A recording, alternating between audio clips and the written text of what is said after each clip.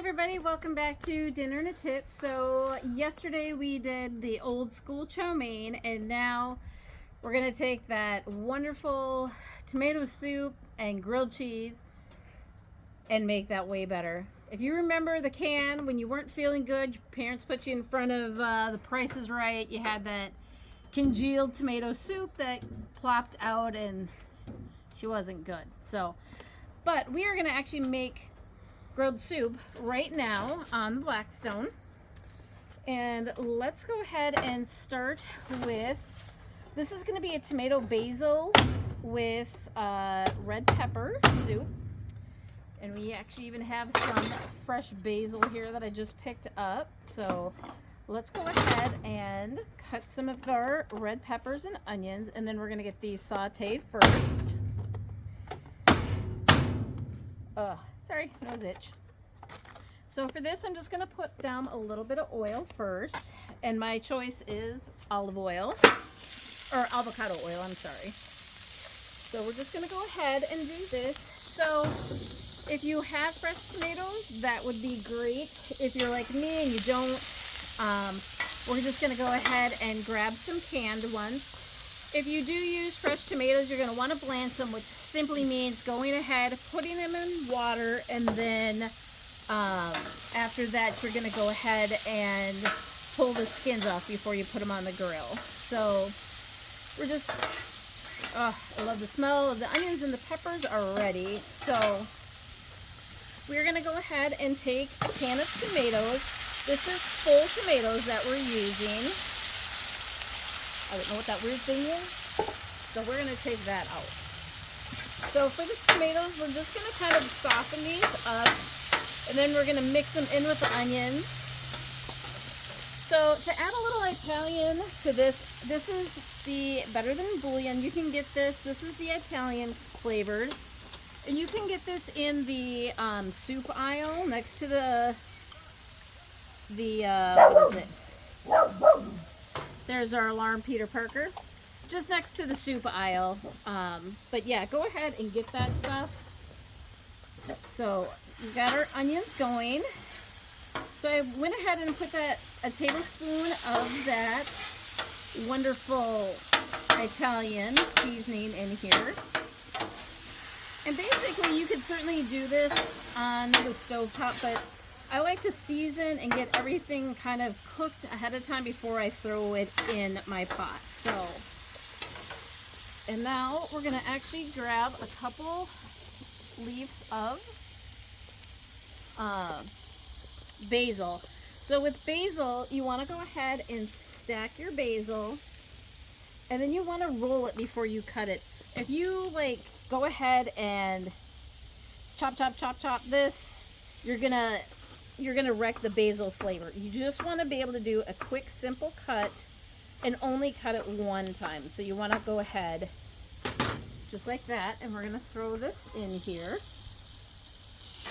And we're gonna give that a quick stir in. So now that our tomatoes are all cooked, our vegetables are all cooked, we're just gonna take our handy scraper.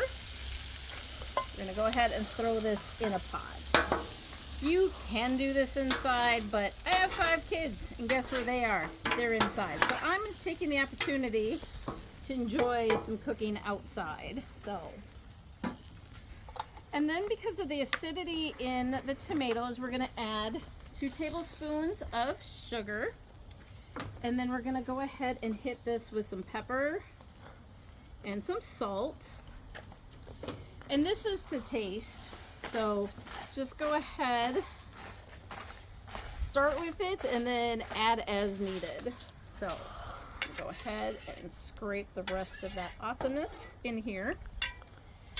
And then I'm gonna, to make it a little bit smoother, I'm gonna go ahead and do a 1/3 cup of heavy cream. Because this is chunky, I don't want my soup to be chunky. I don't mind if it's a little chunks, but I've got an immersion blender, and see if I can do this without making a huge mess.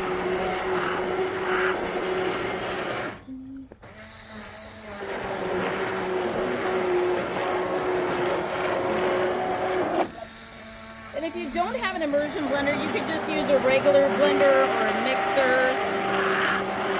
You've got options.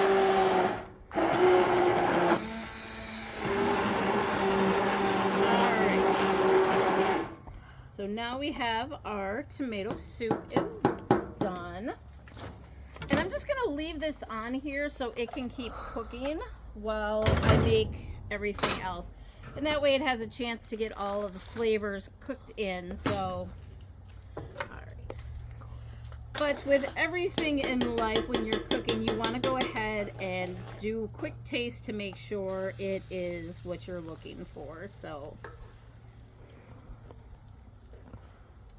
ooh, I love the hint of the red pepper in here. It's a little chunky, but that's okay. That's actually kind of what I'm going for. I don't want the smooth soup today. So, and with that Italian seasonings in there, it's just perfect. So, next up is our adult grilled cheese. So we're gonna do sourdough bread. I actually like the sourdough bread the best when it comes to the grilled cheese because I think it offers a lot. It's a sturdier bread. So we're gonna go ahead and butter each side, and then you can get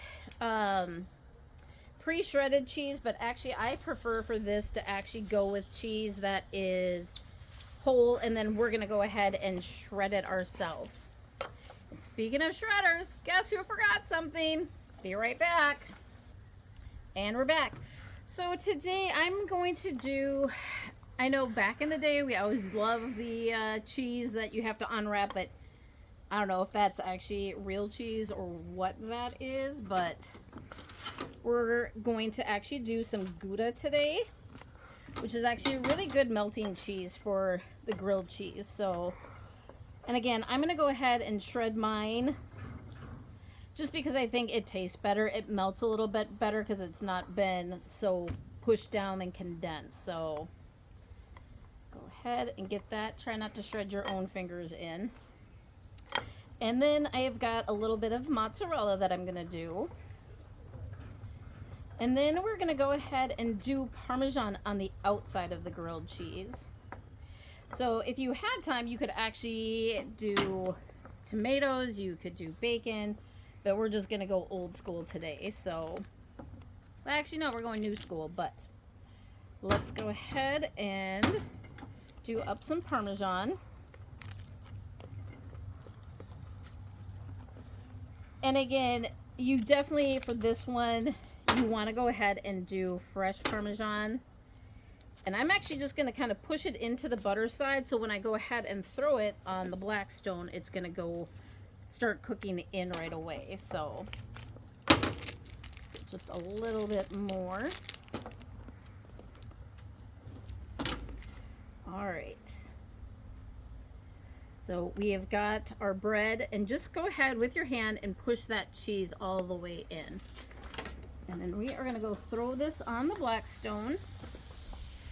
And then I'm going to just do my cheese on both sides and get it melting before we flip it over and combine it into one. So, you can smell the Parmesan. Makes me very happy. So, all right. Where did our dogs go? We've got a cheese tax to pay. Peter, you want the cheese tax? Peter, there you go. Don't forget to feed your dogs, people. It's too mean not to give them the cheese. So, there we go. All right. So that Parmesan is cooking right onto the sandwich, which is exactly what I want it to do. It'll give this bread a little extra crunch. Now that this has been cooking down, I'm going to give this one more quick stir.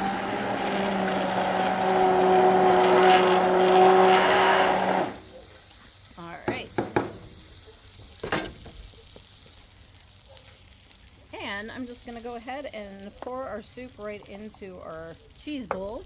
Who doesn't like a little extra cheese with their soup? So, all right. Grilled cheese is melting. So let's go ahead and hit our soup with just a little bit of Parmesan. And we're gonna get one more leaf that we're gonna go ahead and cut up. Can't get enough of basil in my tomato soup. I think this is what makes it the grown-up part, so.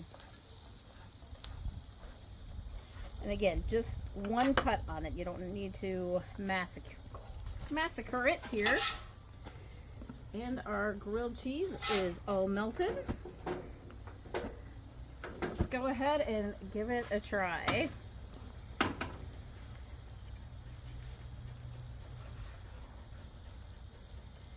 And my favorite way to eat the grilled cheese is take the grilled cheese and then just dip it in the soup. Is my favorite. So let's just go ahead and give it a try.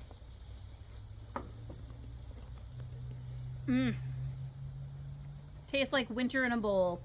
So what I love about this is the crunch of the bread with the Parmesan already in it. You got two other kinds of cheeses.